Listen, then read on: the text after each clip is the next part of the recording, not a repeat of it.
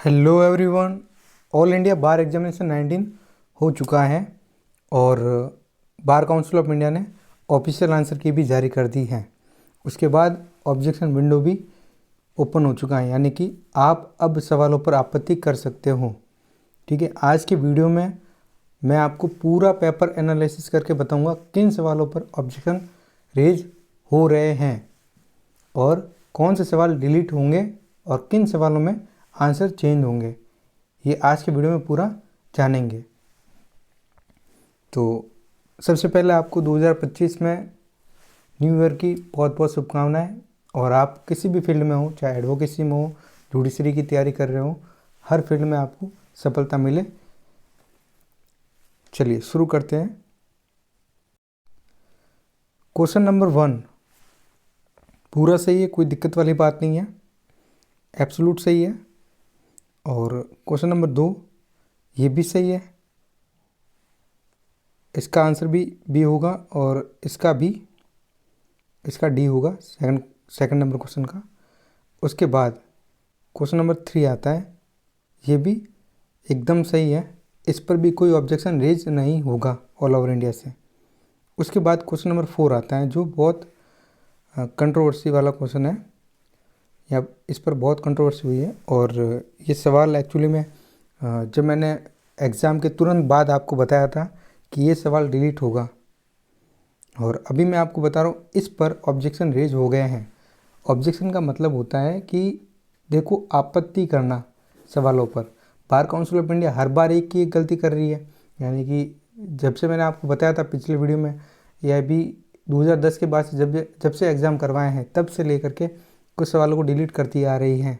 ठीक है, यह भी 18 में इन्होंने 7 सवालों को डिलीट किया था। तो एक तरह की मनमानी हो गया है इनका, वो बात मान के चलो। 7 सवालों को डिलीट करते हो तो फिर आप 93 क्वेश्चन पर ही एग्ज़ाम दे के आते हो। जितने भी यूट्यूब एजुकेटर हैं, वो किसी एक ने भी ये मुद्दा नहीं उठाया कि जो 7 सवाल डिलीट होते हैं कैंडिडेट को उनका ग्रेस मार्क्स दिया जाना चाहिए। ठीक है, खैर छोड़िए, उस बारे में बाद में बात करेंगे ना। क्वेश्चन नंबर 4 था संविधान संशोधन 106 संविधान संशोधन, जो कहता है कि आपको कौन सा कथन सही है बताना था। और यहाँ पर बार काउंसिल ऑफ इंडिया ने इस तरह से कुछ क्वेश्चन को फ्रेम किया था। पेपर सेट ए है मेरे पास और सेट ए का क्वेश्चन नंबर 4। अब देखो आप में ये यहाँ पर जो क्वेश्चन दे रखा है, कथन दे रखा है पहला, इसमें 239 डबल ए है, जो मैंने आपको पहले ही दिन बता दिया था एग्ज़ाम के बाद में। और ये कथन तो बिल्कुल गलत है, फिर ये भी नहीं है, ये भी गलत है। तो यानी कि 3 और 4 ये दोनों सही होने चाहिए थे, और ये ऑप्शन में नहीं है, तो इसका मतलब ये डिलीट होगा। ये सवाल विड्रॉ किया जाएगा जब आंसर की आएगी, रिवाइज आंसर की आएगी, तब इसे विड्रॉ कर दिया जाएगा। ठीक है, उसके बाद कैसे किया जाएगा अभी मैं आपको बता देता हूँ। कुछ इस प्रकार से AIB 18 की रिवाइज आंसर की आई थी और BCI ने ऐसे विड्रॉ किया था क्वेश्चंस को। जब विड्रॉ ही करना होता है तो पहले तो ऑब्जेक्शन क्यों करवाते हो, और ऑब्जेक्शन करवाते हो तो फीस क्यों रखते हो। स्टूडेंट के पास में आपके जितना फंड नहीं है, मिडिल क्लास फैमिली से आते हैं, कुछ लोग तो बिलो मिडिल क्लास फैमिली से भी आते हैं, और जो एडवोकेसी फील्ड में है वो अभी जूनियर है। बार काउंसिल ऑफ इंडिया जो कर रही है, ये जो आपको अगर करवाना है, पेपर पूरा करवाओ ना, फिर 100 नंबर के क्वेश्चन डाल दो ना, टफ कर डाल दो, कोई दिक्कत वाली बात नहीं, फेल हो जाएंगे तो कोई दिक्कत वाली बात नहीं, लेकिन डालो तो सही 100 नंबर के पूरे। डालते हो आप 7 क्वेश्चन को डिलीट कर देते हो, फिर बाद में 5 क्वेश्चन को डिलीट करते हो। एग्जामिनेशन फ़ीस होती है आपकी 3500 रुपये या फिर 3500 3000 के आसपास वो भी होती है। उसके बाद ट्रैवल एक्सपेंसेस लगते हैं, बेरेट खरीदने पड़ते हैं, इतने सारा एक्सपेंसेस हो जाता है। तो फिर आप ऑब्जेक्शन रेज करवाने के लिए और फीस रखते हो और बोलते हो कि रिफ़ंड और करेंगे। एक सवाल के 500 रुपये हैं, एक ऑब्जेक्शन के 500 रुपये हैं, और अगर ऑब्जेक्शन करते हो और वो ऑब्जेक्शन सही है तो 400 रुपये वापस आ जाएंगे, 100 रुपये आपके कट जाएंगे। क्यों भाई, ऐसा क्यों हो रहा है?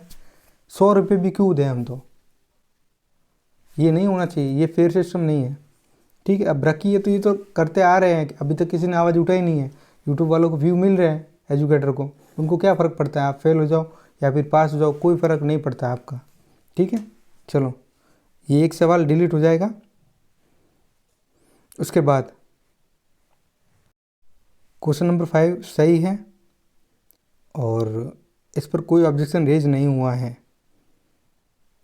फिर क्वेश्चन नंबर 6 ये भी सही है, इस पर भी कोई ऑब्जेक्शन रेज नहीं हुआ है। पेपर सेट ए है मेरे पास में। क्वेश्चन नंबर 7 इस पर भी कोई ऑब्जेक्शन रेज नहीं हुआ है, एब्सोल्यूट सही है। क्वेश्चन नंबर 8 ये भी सही है, कोई ऑब्जेक्शन अभी तक रेज नहीं हुआ है। क्वेश्चन नंबर 9 इस पर भी कोई ऑब्जेक्शन रेज नहीं हुआ है। क्वेश्चन नंबर 10 इस पर भी कोई ऑब्जेक्शन रेज नहीं हुआ है। 11 पर भी नहीं हुआ है। क्वेश्चन नंबर 12 इस पर भी नहीं हुआ है। क्वेश्चन नंबर 13 देखो, अब इसका आंसर 13 का ऑप्शन ये सही है, यानी कि इस पर भी ऑब्जेक्शन रेज नहीं हुआ है। अगर कर दिया है तो गलत किया होगा, लेकिन ऑब्जेक्शन अभी तक मेरे हिसाब से तो ऑब्जेक्शन रेज नहीं हुआ है। आंसर तो ये सही है, दोनों कथन सही है, क्योंकि आप डेथ कॉज कब कब करोगे, जब रॉबरी हो रही है या फिर हाउस ब्रेकिंग है, उस समय आप, यही पूछा गया था, extend to the voluntary causing of death, ये पूछा गया था इसमें। तो ऑप्शन एक और कथन 1 और 2 दोनों स्टेटमेंट सही है, तो ऑप्शन 1 और 2 ये सही है। इसका answer option C correct answer है। तो अभी तक कोई ऑब्जेक्शन रेज नहीं हुआ है। उसके बाद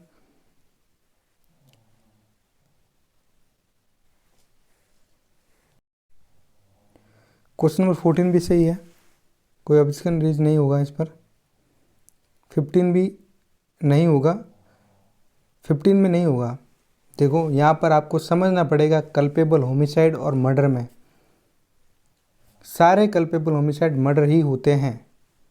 अगर मर्डर के जो 5 एक्सेप्शन हैं उसमें अगर फॉल कर गया मैटर, यानी कि सडन प्रोवोकेशन है, या फिर प्राइवेट डिफेंस को एक्सीड कर दिया है, या फिर कोई पब्लिक सर्वेंट जिसने अपनी ड्यूटीज़ को एक्सीड कर दिया है, या फिर कोई इमीडिएट एक्शन हो गया है, कोई प्री प्लानिंग नहीं है, और उसके बाद में नंबर 5 पर कंसेंट है। ठीक है, तो यहाँ पर क्या है, विजय की हत्या करने की इरादे से, हाँ ठीक है, इरादा दोनों में ही है, कल्पेबल होमिसाइड में भी है, मर्डर में भी इंटेंशन होता है। अमित ने उस पर चाकू से हमला किया, विजय को गंभीर चोटें आई और उसकी मौके पर ही मौत हो गई। जांच से पता चला कि अमित ने यह जानते हुए कृत्य किया कि उसके कृत्य से उसकी मौत हो सकती। उसको, अमित को पता था कि जो वो कार्य कर रहा है उसको नॉलेज था, उससे उसकी जान जा सकती है। हालांकि विजय की हत्या की पूर्व योजना या इरादे का कोई सबूत नहीं मिला, प्री प्लानिंग नहीं थी। ठीक है, तो ये जो मामला है ये चला जाएगा कल्पेबल होमिसाइड में, ऑप्शन बी इसका करेक्ट आंसर है। मर्डर नहीं कहेंगे। देखो समझो इस बात को, अगर कोई व्यक्ति सड़क के इस पार से लोग आ जा रहे हैं और अपने टारगेट को निशाना लगा रहा है, उसको पता है कि जो कार्य कर रहा है उससे किसी की जान जा सकती है, तो मामला कल्पेबल होमिसाइड में चला जाएगा। उसके बाद अगर वो कोई भीड़ पर गोली चलाता है, ये जानते हुए कि अगर वो गोली चला रहा है तो उससे किसी न किसी की जान चली जाएगी, उसको पक्का पता है इस बात का, तब मर्डर में जाएगा मामला। अगर संभावनाएं क्रिएट हो रही है, पॉसिबिलिटीज़ बन रही हैं, तो मामला कल्पेबल होमिसाइड में ही जाएगा।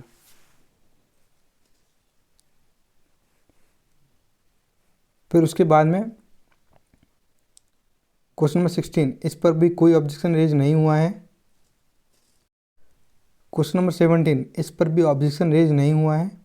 18 बिल्कुल सही है, 19 भी सही है। क्वेश्चन नंबर 20 भी सही है, कोई ऑब्जेक्शन नहीं होगा। 21 में भी ऑब्जेक्शन नहीं होगा, 22 में भी नहीं होगा, 23 में भी नहीं होगा, 24 भी सही है, 25 में भी नहीं होगा ऑब्जेक्शन, 26 में भी ऑब्जेक्शन नहीं होगा, ये भी सही है। फिर 27 ये भी सही है, 28 में भी ऑब्जेक्शन नहीं होगा, 29 भी सही है, ऑब्जेक्शन रेज नहीं होगा। क्वेश्चन नंबर 30 ये भी सही है, इस पर भी ऑब्जेक्शन रेज नहीं होगा। पूरे पेपर को ही देख लेते हैं, एनालिसिस कर लेते हैं। 31 में भी ऑब्जेक्शन रेज नहीं होगा, और 32 यहाँ पर ये डिस्प्यूट हो रहा है, और डिस्प्यूट इस बात का है, ये जो सवाल पूछा गया है ये किस तरह से फ्रेम किया गया है। और इसमें काफ़ी स्टूडेंट कह रहे हैं कि सर 120 दिन भी हो सकता है, 90 दिन भी हो सकता है, 30 डेज भी हो सकता है, और ऑफिशियल आंसर की वालों ने 90 डेज दे दिया है। कई सारे बुद्धिजीवी लोगों ने भी 90 दिन आंसर दिया है। और मुझे लगता है कि इस क्वेश्चन में रिवाइज आंसर की में आंसर चेंज दिखने को मिल जाए आपको, क्योंकि सीपीसी के तहत किसी मुकदमे में लिखित बयान दाखिल करने की अधिकतम अवधि क्या है। सिंपल पूछा गया, लिखित कथन यानी कि रिटर्न स्टेटमेंट दाखिल करने की अधिकतम अवधि क्या है। ठीक है, आपके दिमाग में ये आता है 90 डेज होना चाहिए। सही बात है, 90 डेज होना चाहिए। आप पढ़ो ऑर्डर 8 को, सीपीसी के ऑर्डर 8 को पढ़ो। उसमें लिखा गया है कि जब सम्मन जाता है प्रतिवादी के पास में, डिपेंडेंट के पास में, तो उसके पास में कितना दिन होता है। उसके पास में 30 दिन होते हैं, तो वही 30 दिन उसके लिए मैक्सिमम है, वही 30 दिन उसके लिए मैक्सिमम है। जनरल रूल तो यही कह रहा है। जब जनरल रूल ये कह रहा है, उसके बाद जब वो 30 दिन में रिटर्न स्टेटमेंट फाइल नहीं कर पाता है कोर्ट में, तब वो कोर्ट को रीज़न बताएगा कि इस रीज़न की वजह से मैंने रिटर्न स्टेटमेंट कोर्ट में पेश नहीं किया, फाइल नहीं किया। अगर कोर्ट को लगता है, सेटिस्फाइड होते हैं कोर्ट को लगता है कि जो उसने रीज़न बताया है वो सफिशिएंट है, वो सही है, तब उसे रिलीफ ग्रांट की जाएगी। और फिर 90 दिन तक का टाइम सम्मन से लेकर के पूरा काउंट किया जाएगा, तब दिया जाएगा 90 दिन तक का। तो क्लियरली पूछा नहीं गया है, आधा अधूरा पूछ लिया है क्वेश्चन को। ठीक है, अब हो सकता है कोई और इसका आंसर कुछ और बताएं, लेकिन कमर्शियल मैटर जो हैं उसमें 120 दिन तक रिलीफ ग्रांट की जा सकती है। तो मैं ये नहीं कह रहा हूँ कि सवाल गलत है या डिलीट होगा या ऑब्जेक्शन कर लो मत करो। ऑब्जेक्शन करना है तो करो, नहीं करना है तो मत करो। ऑप्शनल है, मैंडेटरी नहीं है। ऑब्जेक्शन विंडो ओपन है। उसमें होगा क्या, देखो मैं तो पहले से ही विरोध कर रहा हूँ ना इस चीज़ का, कि आपके जो पैसे लगते हैं ना वो लगने भी नहीं चाहिए। जब सुप्रीम कोर्ट ने इतना बड़ा जजमेंट दे दिया था कि ये जो सनद आप लेते हो, रजिस्ट्रेशन करवाते हो और इतना पैसा लेते हो, क्यों लेते हो, 750 रुपये लो जनरल वालों से। मतलब आप general OBC schedule caste schedule tribe के लिए फ़ीस कम कर दी ना रजिस्ट्रेशन की, आने वाले टाइम में देखोगे ये बार काउंसिल की फ़ीस भी कम हो जाएगी। ठीक है, बार काउंसिल क्या समझती, सभी अमीर हैं, लॉ के फील्ड में आने वाले सभी कैंडिडेट अमीर हैं, सबके पास में पैसे भर भर के रखे हुए हैं। ऑब्जेक्शन के भी पैसे दो, फॉर्म के भी पैसे दो, रीचेकिंग के भी पैसे दो, तो घर के डाल के दे क्या पैसे सारे। तो तुम लोग एक काम करो ना, बीसीए वालों को बोलो फिर एग्जाम करवाना, तू 100 में से 100 क्वेश्चन सही डाल दे। हर बार का क्या नाटक रहता है कि 7 सवालों को डिलीट करना, फिर 5 सवालों को डिलीट करना। डिलीट करो तो कर लो डिलीट, ग्रेस मार्क्स भी दे दो, उसके बाद ख़त्म, तो बॉर्डर लाइन वाले स्टूडेंट भी पास हो जाएंगे। फिर उसके बाद नेक्स्ट क्वेश्चन नंबर 33, इस पर भी कोई ऑब्जेक्शन नहीं होगा। 34 नो डाउट, इस पर भी कोई ऑब्जेक्शन नहीं होगा। 35 पर भी नहीं होगा। और 36 ये भी सही है, 37 भी सही है, 35 सही है, 39 पर कोई ऑब्जेक्शन अभी तक नहीं हुआ है। और 40 क्वेश्चन पर भी नहीं हुआ है, 40 नंबर पर भी।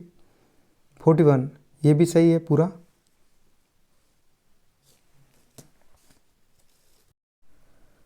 42 इस पर भी कोई ऑब्जेक्शन नहीं हुआ है। 43 ये भी सही है, और 44 भी सही है। 45 ये भी सही है। अभी तक तो कोई ऑब्जेक्शन इस पर नहीं हुआ है, और करना भी मत। क्वेश्चन नंबर 46 ये भी सही है। 47 भी सही है। 48 ये भी सही है। 49 क्वेश्चन ये भी सही है, ऑब्जेक्शन नहीं हुआ है। क्वेश्चन नंबर 50 इस पर भी अभी तक कोई ऑब्जेक्शन नहीं किया गया है, तो सही है ये भी। 51 की बात करेंगे। देखो मैंने आपको बताया था कि जो AIB 18 हुआ था उसमें इन्होंने क्या किया था, 5 सवालों में आंसर चेंज किए थे और 7 सवालों को विड्रॉ किया था। तो ये जो सवाल है 51, इसमें बच्चों ने आंसर दिया है, ऑप्शन ए भी सही है, ये भी करके आए हैं और ऑप्शन डी भी सही करके आए हैं। तो हो सकता है रिवाइज आंसर की में आपको देखने को मिले A and D both answer सही। ठीक है, अगर ये देखने को मिलता है तो बॉर्डर लाइन वाले स्टूडेंट पास हो जाएंगे, जिसके 44 आ रहे हैं जनरल OBC में, और शेड्यूल कास्ट शेड्यूल ट्राइब में 39 आ रहे हैं, वो तो डेफिनेटली पास हो जाएंगे, उनका क्राइटेरिया पूरा हो जाएगा। और देखते हैं आगे कितने सवाल इसमें लग रहा है कि आंसर चेंज होगा। ऑब्जेक्शन तो हुआ ही है इसमें ऑल ओवर इंडिया से। क्वेश्चन नंबर 52, ये सवाल भी डिस्प्यूटेड है और इसका आंसर इन्होंने दिया है ऑप्शन सी। लेकिन जब मैंने आपको हिंदू लॉ पढ़ाया था, जब मैंने AIB की आपको तैयारी करवाई थी और जब मैंने एग्ज़ाम होने के बाद तुरंत आपको आंसर बताए थे, तब मैंने कहा था कि ऐसी कोई ज़रूरी नहीं है, उसकी मर्ज़ी, शादी करे ना करे, ऐसा कोई टाइम पीरियड नहीं दे रखा है।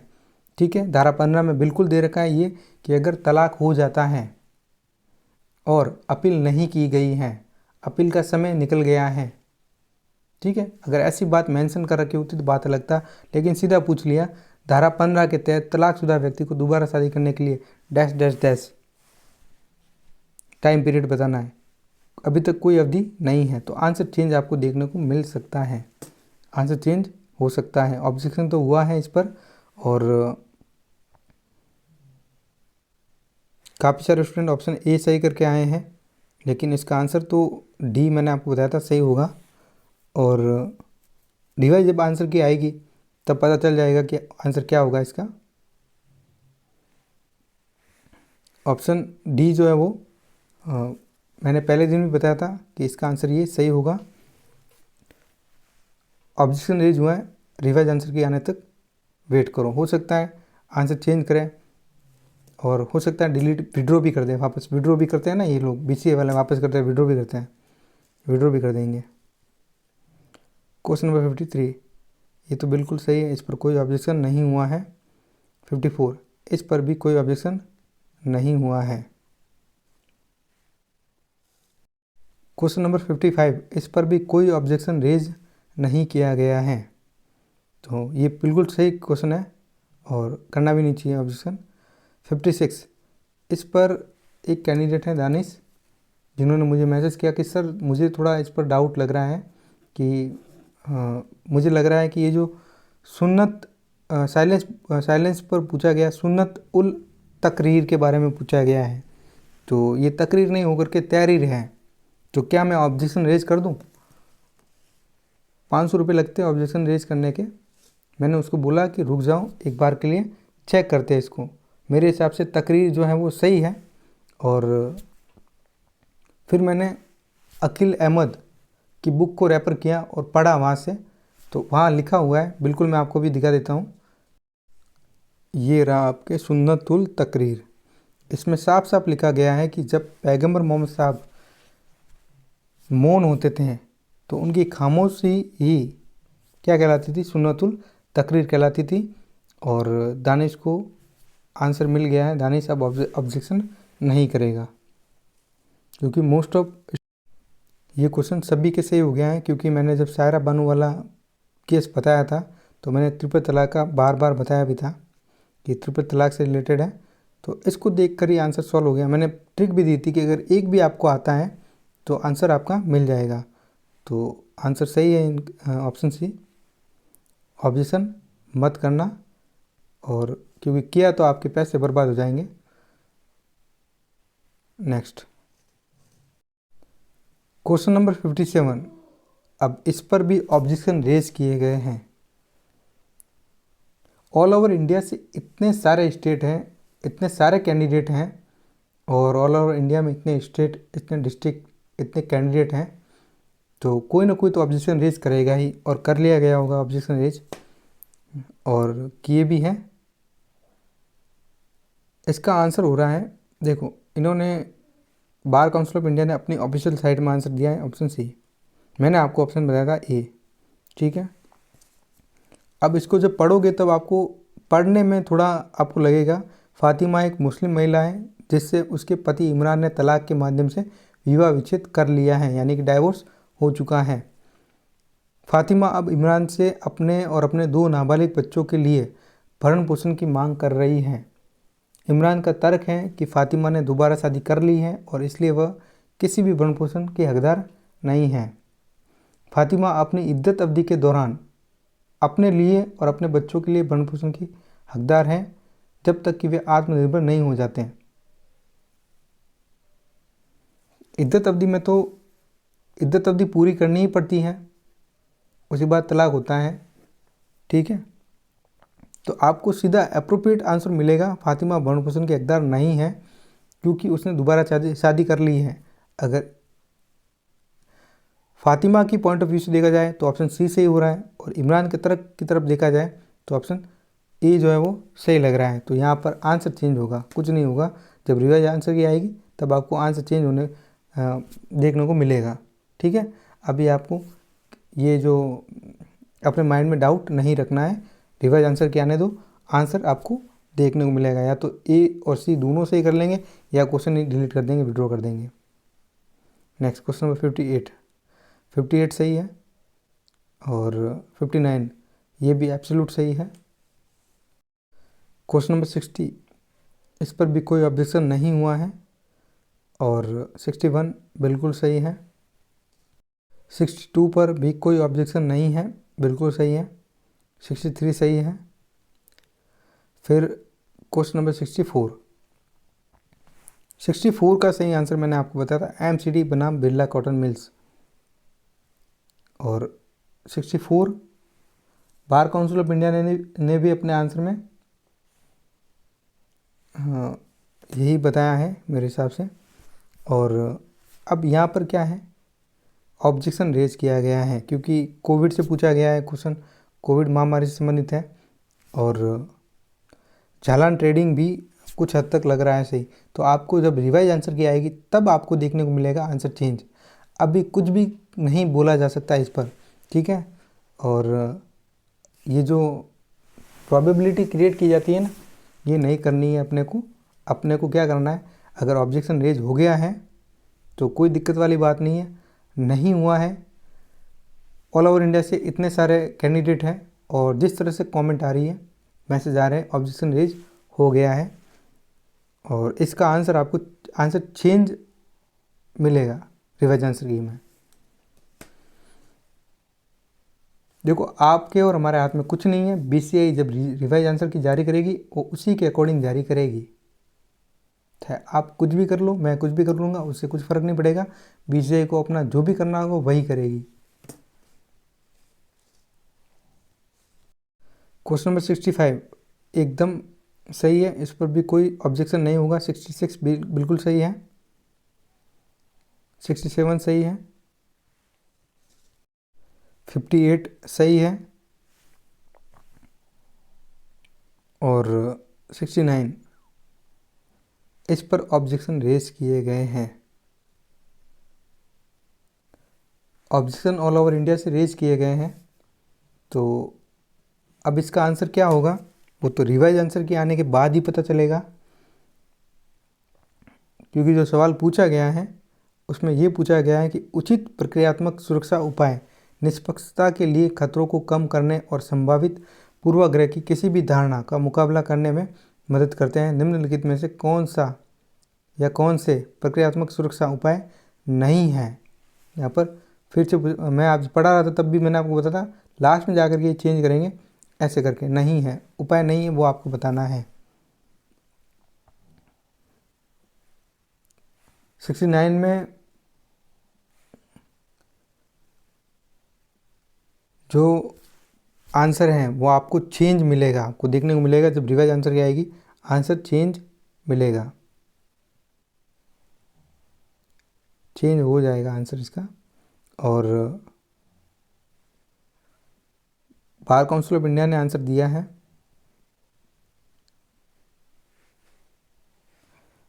ऑप्शन बी, ये जो दो कथन वाला है ये दिया है।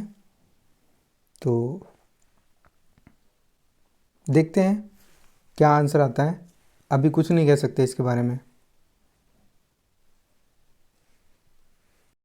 हो सकता है इसको डिलीट कर दें, हो सकता है इस सवाल को डिलीट ही कर दें पूरा। विड्रॉ भी जैसे AIB 18 में किया है 7 सवालों को, इस बार इसको भी कर लें। क्वेश्चन नंबर 70 ये पूरा सही है, कोई ऑब्जेक्शन नहीं किया गया है। 71 सही है, कोई ऑब्जेक्शन अभी तक नहीं हुआ है। 72 सही है। क्वेश्चन नंबर 73 ये भी सही है। 74 पर ऑब्जेक्शन रेज हुए हैं, पहले दिन से कह रहा हूँ ऑब्जेक्शन रेज होंगे और आंसर चेंज आपको देखने को मिलेगा। आंसर चेंज जब रिवाइज आंसर की आएगी तब आंसर चेंज देखने को मिलेगा। अगर आप ऑब्जेक्शन कर रहे हो तो कर सकते हो, इस सवाल पर कर दो, कोई दिक्कत वाली बात नहीं है, क्योंकि इसमें आंसर चेंज ही देखने को मिलेगा।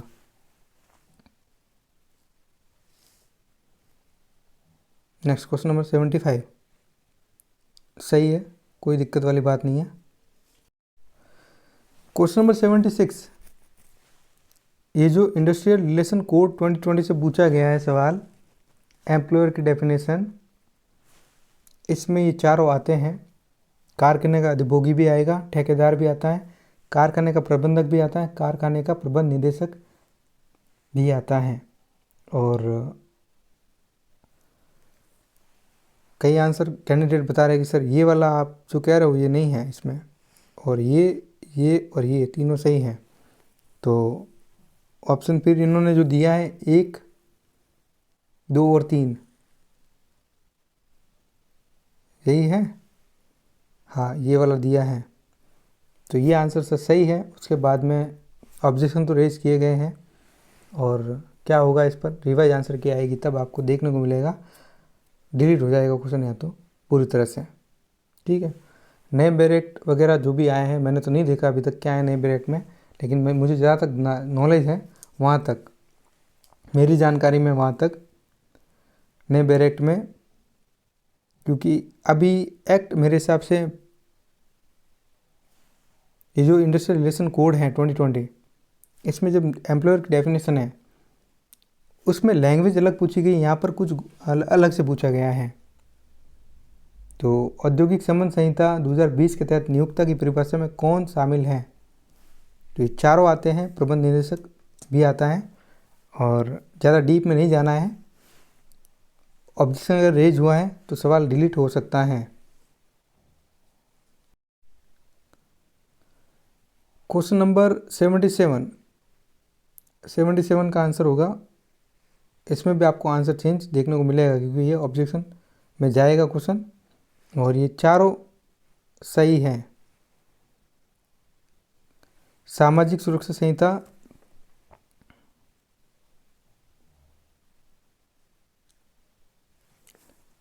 आंसर चेंज आपको देखने को मिलेगा।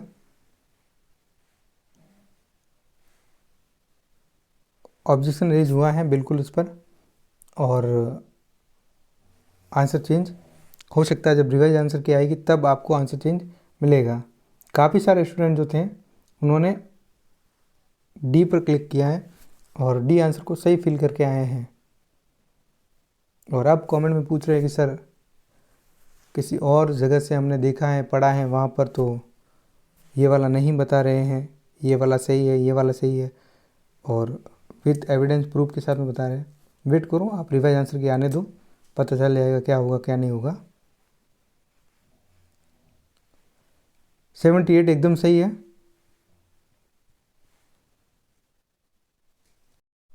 79 भी सही है। फिर क्वेश्चन नंबर 80 ये भी सही है। क्वेश्चन नंबर 81 ये भी पूरा सही है, कोई ऑब्जेक्शन नहीं होगा, और अगर किया जाएगा तो पैसे बर्बाद हो जाएंगे। 82 भी सही है। 83 भी सही है, ऑब्जेक्शन रेज नहीं करना है। अगर ये तो पहले दिन से बता रहा हूँ न्यूसेंस ही है।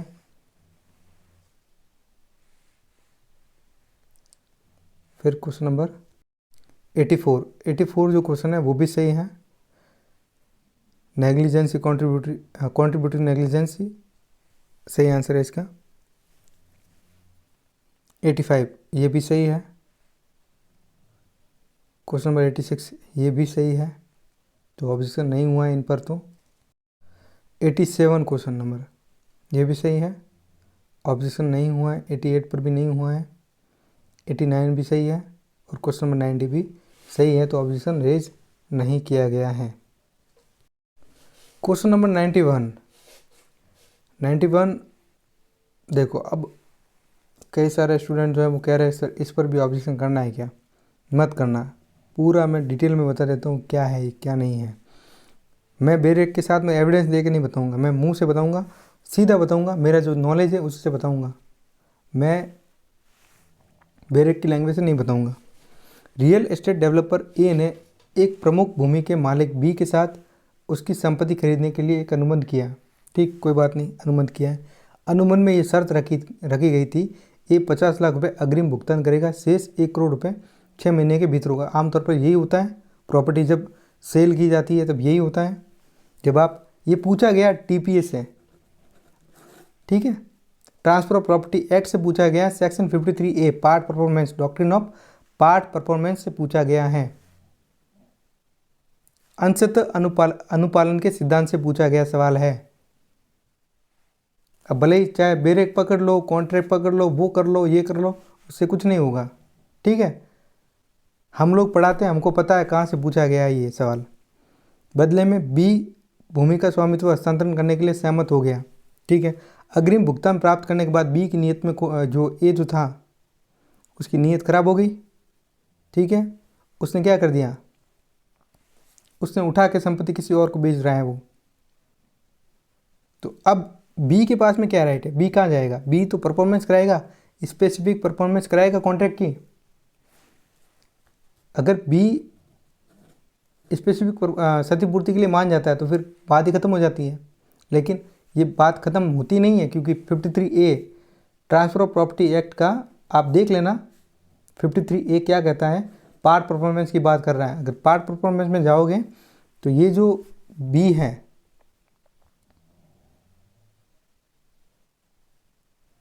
बी ने क्या कर दिया, उसके दावे को अस्वीकार कर दिया। ए को रिलीफ चाहिए, ए को रिलीफ चाहिए, तो ए क्या करेगा, ए जाएगा 53A का सहारा लेकर के कोर्ट में, और जो कॉन्ट्रैक्ट हुआ है और ये सेल का, इमूवेबल प्रॉपर्टी की सेल का जो कॉन्ट्रैक्ट हुआ है, इसके लिए स्पेसिफिक परफॉर्मेंस करवाएगा।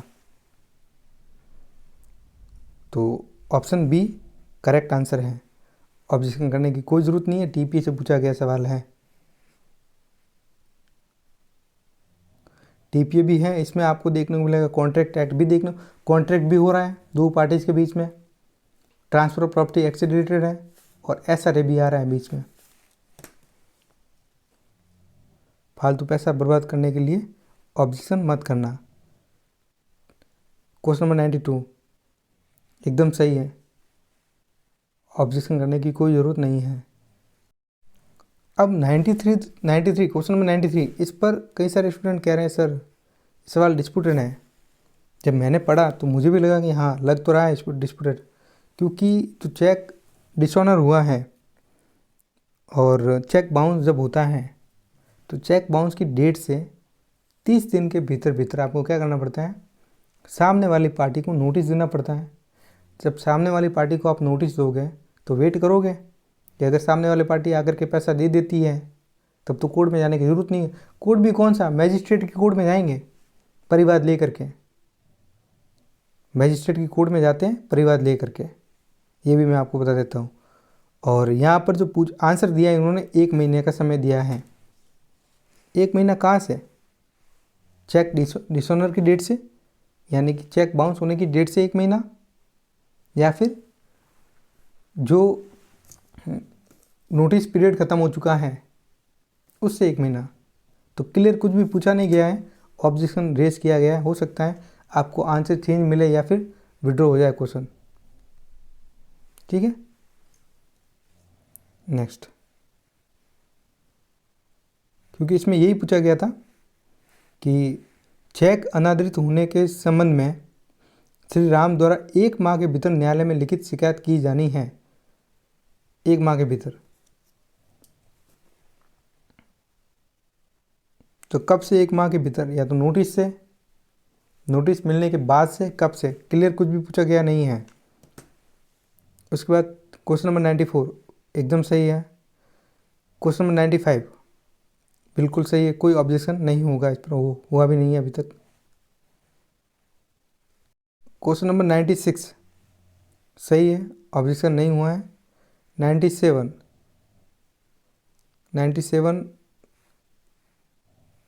तो इसका तीनों आंसर सही है। तो ऑब्जेक्शन रेज हुआ है इस पर। अगर हुआ है तो आपको आंसर चेंज देखने को मिल जाएगा। रिवाइज आंसर की में लैंड एक्विजिशन एक्ट 2013 से पूछा गया है।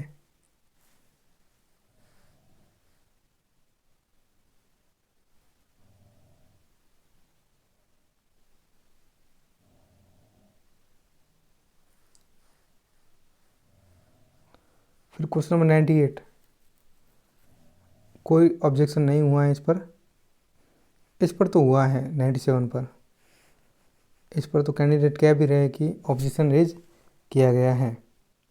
बार काउंसिल ऑफ इंडिया ने अपने आंसर की में आंसर बताया है इसका।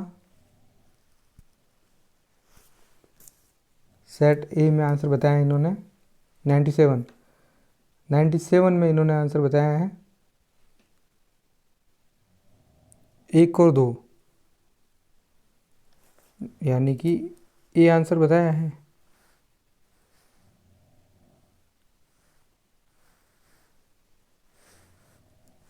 आपको आंसर चेंज देखने को मिलेगा रिवाइज आंसर की में।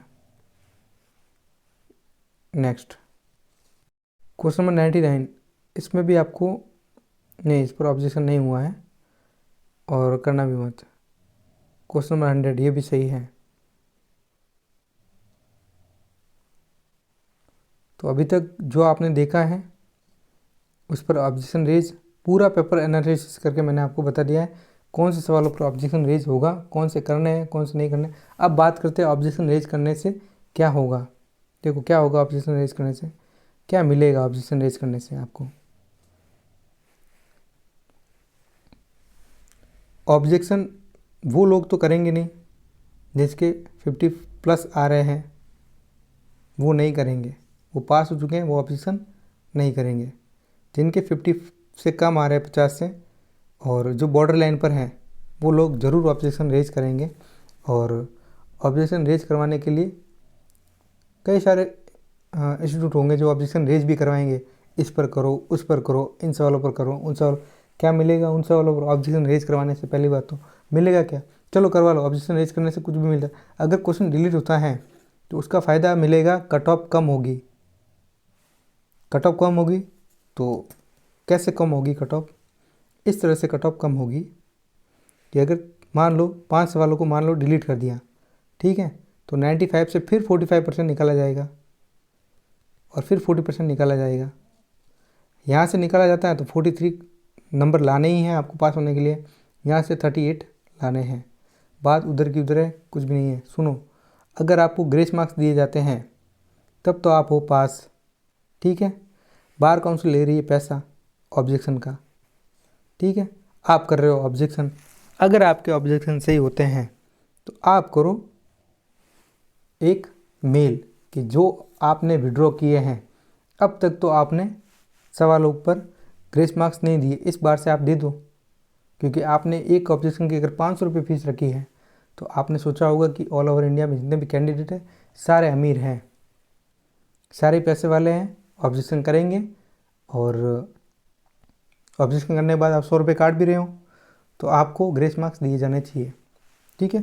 अब देखो गलतियाँ बहुत सारी की है इन्होंने, मैं आपको बताता हूँ। मैं नहीं कह रहा हूँ ऑब्जेक्शन रेज करो, ऑल ओवर इंडिया में इतने स्टेट हैं, इतने डिस्ट्रिक्ट हैं, इतने सारे कैंडिडेट हैं, कोई ना कोई ऑब्जेक्शन रेज करेगा। देखो ये इतिहास रहा है। AIB 12 में 5 सवालों को डिलीट किया था इन्होंने, बार काउंसिल ऑफ इंडिया ने। AIB 13 में इन्होंने 2 सवालों को डिलीट किया। AIB 19 में हद कर दी, 9 सवालों को डिलीट किया था इन्होंने ऑब्जेक्शन रेज करवाने के बाद।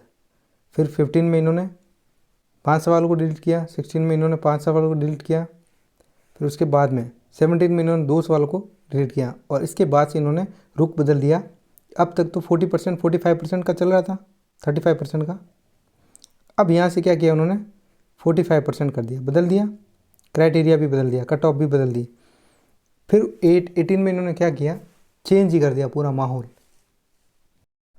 बार काउंसिल ऑफ इंडिया नोटिफिकेशन जारी करती है AIB 18 के रिजल्ट के साथ में कि हमने खुशी खुशी 7 सवाल को विड्रॉ कर दिया और आपने सिर्फ 93 क्वेश्चन पर एग्ज़ाम दिया था। क्यों? पैसे जब 100 क्वेश्चन पर दे रहे हैं, तैयारी 100 क्वेश्चन की कर रहे हैं और मेहनत भी 100 क्वेश्चन के लिए कर रहे हैं, तो फिर 93 पर क्यों कट ऑफ निकाल रहे हो? 7 सवालों का दे दो ना ग्रेस मार्क्स। गलती हमने थोड़ी की है। कैंडिडेट अगर गलती करता है तो कैंडिडेट भुगतता है। OMR सीट में गलतियाँ हो गई, डिस्क्वालीफाई कर दिया जाएगा। बुकलेट नंबर गलत हो जाती है, रोल नंबर गलत फिल हो जाते हैं और कई सारी गलतियाँ हो जाती है, तो उन गलतियों की सज़ा मिलती है। कैंडिडेट को डिस्क्वालीफाई कर दिया जाता है, फिर दूसरी बार एग्ज़ाम देता है, वापस वही फीस देगा, वही बेरेक लेकर के जाएगा, ट्रैवलिंग एक्सपेंसेस, रहने का, करने का, जहाँ एग्ज़ाम सेंटर आता है वहाँ परेशान तो होना ही पड़ेगा, एग्ज़ाम लेने के लिए जाएगा, तो फीस हाई है इनकी। तो ये क्या करते हैं, अब इन्होंने किया है 7 सवालों को विड्रॉ। जब 7 सवालों को विड्रॉ कर दिया तो इनको क्या करना चाहिए था, इनको करना चाहिए था ग्रेस मार्क्स देना चाहिए था, लेकिन इन्होंने नहीं दिया। जब आपने 93 क्वेश्चन पर एग्ज़ाम दिया, ये तो फेयर नहीं है, ये फेयर नहीं लग रहा है। अब भी AIB 19 में अगर आपने कैंडिडेट्स ने लॉफुल तरीके से मैनर में सभ्य भाषा में मेल नहीं किया, बार काउंसिल ऑफ इंडिया सभी मिल करके कैंडिडेट अगर सभी मिल करके एक मेल करते जो पास हो चुके हैं, जिनके पास होने की संभावना बढ़ गई है और जो बॉर्डर लाइन पर हैं, सभी मिल करके प्रयास करते हैं लॉफुल मैनर में एक मेल करते हैं कि सर जो हमने तैयारी की थी 100 नंबर पर पूरी तैयारी की थी, और अगर हम गलती करते हैं तो हम तो डिस्क्वालीफाई हो जाते हैं। आपके द्वारा अगर विड्रॉ किए जाते हैं क्वेश्चन, हम तो ऑब्जेक्शन भी रेज करते हैं, उस पर भी पैसे देते हैं, एग्ज़ाम फीस भी देते हैं, सब कुछ देते हैं, उसके बाद भी हम 93 95 पर एग्ज़ाम हमारी कट ऑफ निकलती है। तो इस बार आप 5 सवालों पर ग्रेस मार्क्स दे दो, 5 सवालों पर ग्रेस मार्क्स दे दो। इससे क्या होगा, बॉर्डर लाइन वाले सारे स्टूडेंट पास हो जाएंगे। हर किसी के पास में इतने पैसे नहीं होते कि वो दोबारा एग्ज़ाम दे पाए। हो सकता है कोई तो एग्ज़ाम ही छोड़ दे, इसके बाद में फील्ड में ही नहीं आता एडवोकेसी के।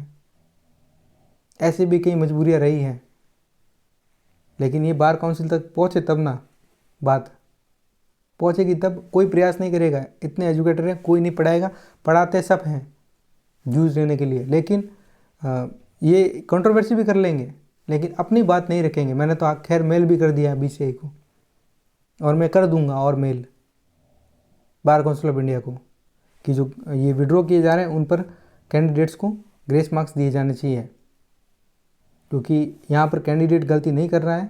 और अगर आपने इतना चेंज कर दिया है, यानी कि कट ऑफ क्राइटेरिया चेंज कर दिया है, इस बार AIB में कैंडिडेट जो पहले स्टेट बार काउंसिल में रजिस्टर्ड होते थे वही दे पाते थे, इस बार लॉ फाइनल ईयर वाले भी दे रहे हैं, लास्ट सेमेस्टर वाले भी दे रहे हैं, लॉ ग्रेजुएशन इनका पूरा हुआ है, अभी तक स्टेट बार काउंसिल में रजिस्ट्रेशन नहीं हुआ है, वो भी दे रहे हैं।